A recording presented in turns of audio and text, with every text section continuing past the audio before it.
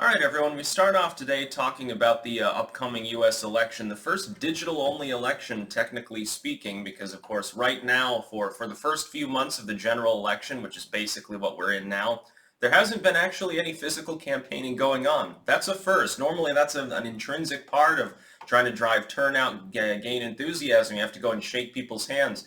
Can't really do that right now. Now, that's may change, but it's going to be a while. I think it's going to be sort of like this. Before I get into the midst of the video here, let me maybe make a mild prediction here. At some point, you might see a weird sort of lockdown continues in politics situation because politicians don't want to jump the gun, go out and do physical campaigning, and then when one of their fans dies, they get flack for it and lose their position. Like Biden doesn't want to go out before Trump does. Trump doesn't want to go out before Biden does, maybe. You could end up with a situation where it's very, very late in the game before you get any physical sort of get-togethers and rallies going. It'll be interesting to see how that actually plays out as far as affecting the election itself. But anyway, I'm going to read some of this verbatim, actually. It's on Bongino's site, so you should take it with a grain of salt as a partisan site, but the analysis is there.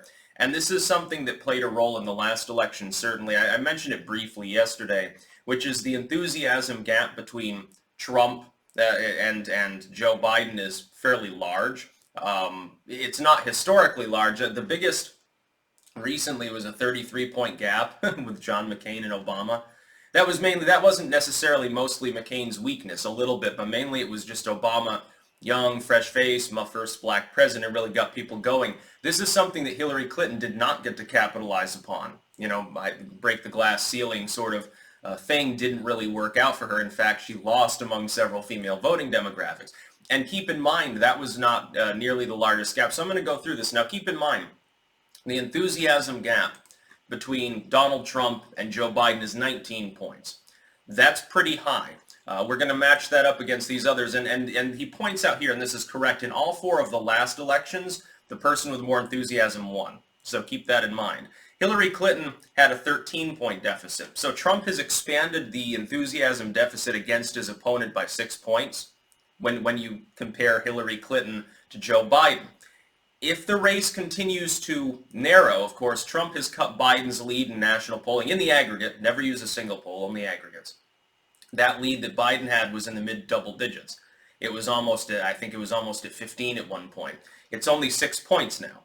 He's narrowed it considerably over the last few months. If that trend continues, which historically speaking is likely to be the case barring some major misfortune, and of course it could go in the other direction because Biden tends to make mistakes.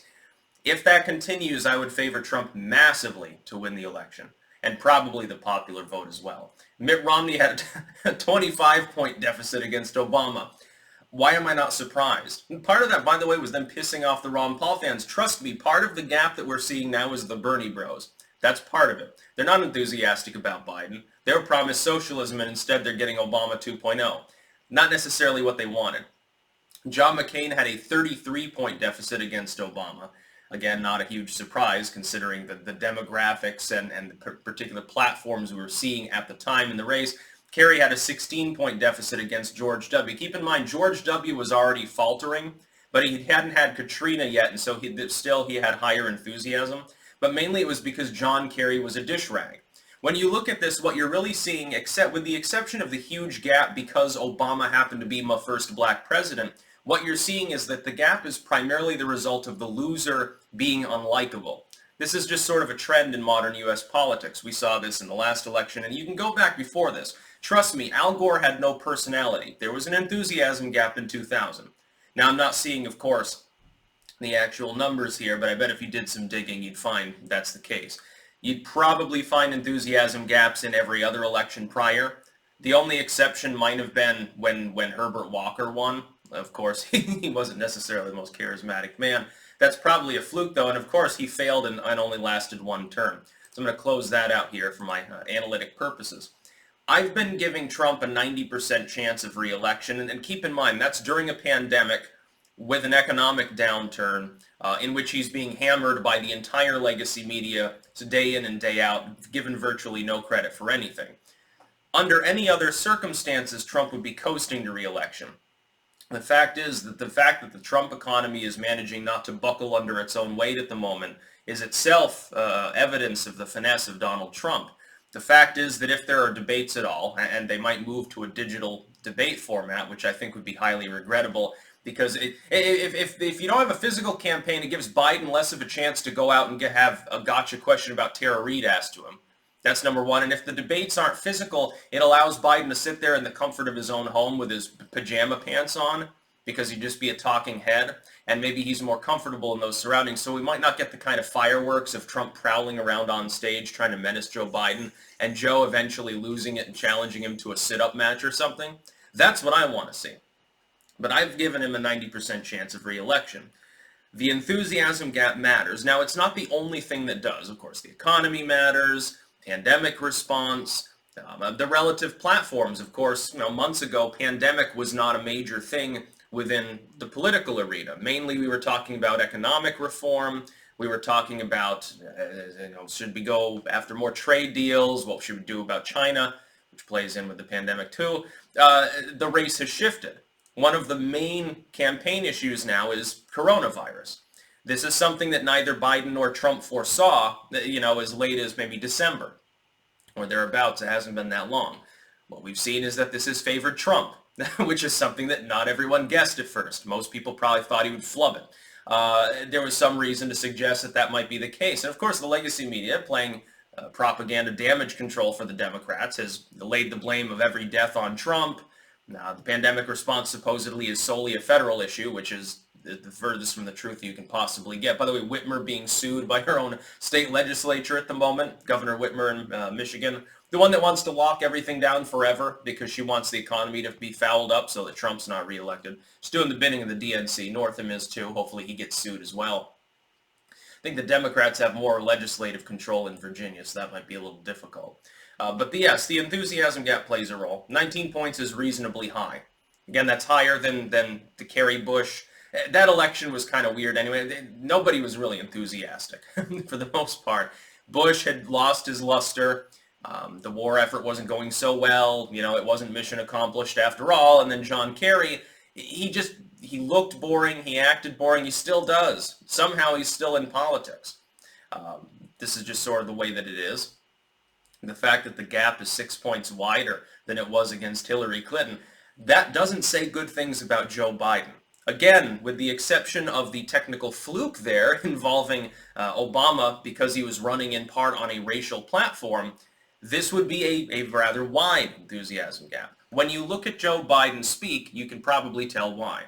When you look at Trump speak, you can probably tell why. Trump goes off the rails and his rallies are very energetic and he has enormous in-party approval.